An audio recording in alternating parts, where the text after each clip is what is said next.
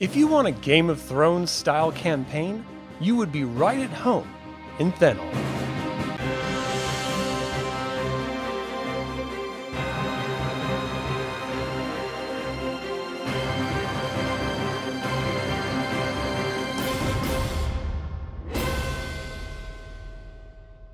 Welcome to another DragonLance Saga episode. My name is Adam, and today we're going to talk about the Thenolites of Taladas.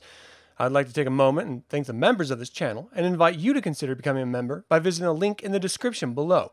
You can even pick up Dragonlance gaming materials using my affiliate link. I am referencing the Time of the Dragon box set for this information. If I leave anything out or misspeak, please leave a comment below. The Kingdom of Thenol is not a place for the faint of heart. It was initially a small knot of lands, but has grown by conquest. This is not to say that it is as mighty as the Imperial League of Minotaurs or as defensive as the Confederation of Armach, because it's not. But what it lacks in military precision, it makes up more than sufficiently in mass.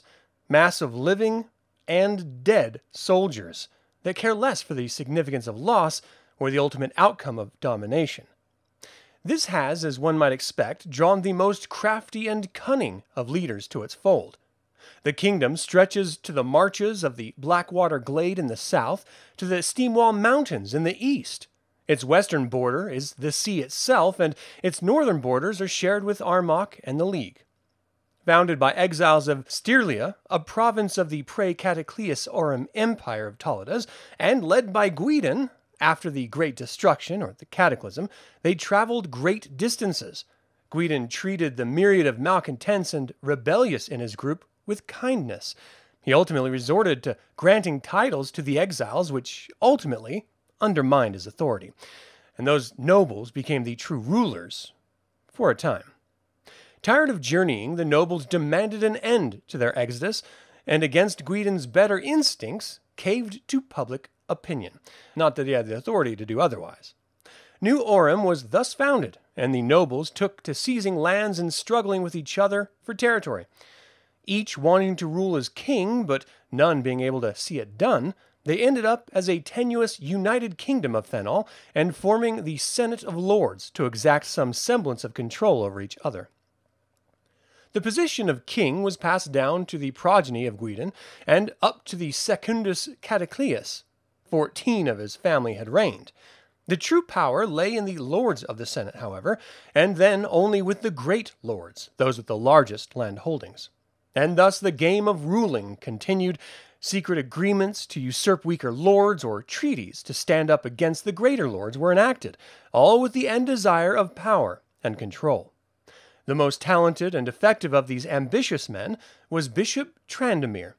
He first came into power as the head of the Temple of Hith, or Hidukel, and began the small cult and was blessed by the god, ending up working in secret among the lords to seize power without alerting any to his true ambition.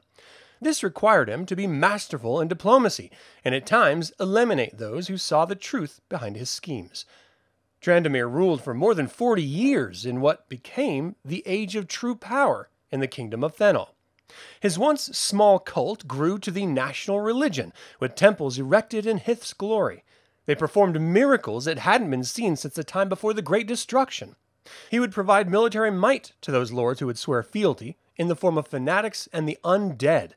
The great lords continued to underestimate him in his rise to power, so much so that once he seized control on Dragon's Night, no one dared to try and stop him. The true beauty lay in the fact that Bishop Trandomir holds no official title or position in government, but he rules as if he were the king and the Senate as one, all through the brilliance of his machinations and blessings of the dark god he worships. With his army, Trandomir is able to keep Thenol under his control, though, to be fair, he desires much, much more. He sent his armies to press on his northern neighbors in a seemingly unending campaign. From Armach to the League, he presses the borders with an unquenching ferocity, but he's not always wielding his hammer in his goal to continental control. Agents of Thenol are found among the Armach, Legion, Merak Kender, and Steamwall Hobgoblins as well. Even the Dragonmen are converted to soldiers, and with the continent as the ultimate prize, only the second cataclysm would stop him. The army of Thenol is used as an instrument of diplomacy, as much as a face of terror to would-be usurpers. Second only to the Temple of Hith in power, it is divided into three distinct groups: the Undead, the Fanatics, and the Companies of the Lords. In the same way as Bishop Trandomir has no government title, he also has no military rank. But that doesn't stop him from being the supreme commander of the army. He controls the Senate, which controls the officers, which controls the army. Unlike the Legion, the Thenol army is pretty lax with its organization. Everyone participates either by being compelled in life, religion, or lord.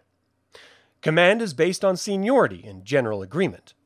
The lords command their troops, which are built from their citizens, and they are the most well-equipped. The Undead are controlled by the Temple of Priests at the squad level, but as one might suspect, the Undead can as easily turn on their masters as decimate the living forces they're ordered against. Special care must be taken when handling them. Their forces consist of skeletons, zombies, and ghouls, who are most active at night. They only obey basic commands such as attack or defend, and even then, they can get confused. The Fanatics are even more flighty than the Undead, if you can believe it. The problem with Fanatics is that if your goals or orders do not line up with individual interpretations of the Temple of Hith, they're just as likely to rebel or abandon their post as continue fighting. They're fervent individualists that believe in the greater glory of Hith, not the priests that present his teachings. So great care and selective orders must be given to continue the appearance of Hith's domination, rather than throwing numbers at a fearsome force to overwhelm them. Fanatics are led by charismatic men, not necessarily well-educated tactical thinkers, which only exacerbates the problem. If failure is repeated, fear and superstition seed and grow into dissension. The biggest problem with the command of companies is that they are loyal to the Lord, not the clerics, and they are as likely to strategically change orders to prove a point or showcase a weakness as stand and fight for the kingdom's glory. After the second destruction, the clerics had to fake the presence of Hith, which they did successfully until the godless night. With Hith once again backing the clerics, the latest leader, Bishop Ondalos, sent his armies in full force against the Legion. After 3 years of open war and atrocities that cannot be spoken in polite society, the Legion defeated the army and killed Ondalos, though they were forced to retreat to their capital before creating any permanent change in Thenol. As it stands today in the Age of Mortals, the game of control over the kingdom remains as active and skillfully played as ever, with the next ambitious ruler yet to emerge. Again, if you want a campaign set deep in politics with an open contention between monarch, senate, and church, there is no better time and location than Thenol in the Age of Despair or the Age of Mortals. I would make a contentious statement about Istar, but even that holy empire can't hold a candle to the Temple of Hith, in my humble opinion. Too bad we never saw those two empires face off, as they were separated by a cataclysm and nearly half a century. But that is all the time I have to talk about the Thenolites. I hope you enjoyed the information. Do you enjoy politics in your campaigns? Were you aware of the Thenolites on Taladas? And finally, have you played a campaign on Taladas? Leave a comment below. I'd like to take a moment and remind you to subscribe to this YouTube channel, ring the bell to get notified about upcoming videos, and click the like button. This all goes to help other Dragonlance fans learn about this channel and its content. Thank you for watching. This has been Adam with DragonLance Saga, and until next time, remember, white follows the light, and black the darkness, but red wavers too much in the middle, a friend who might suddenly become a foe.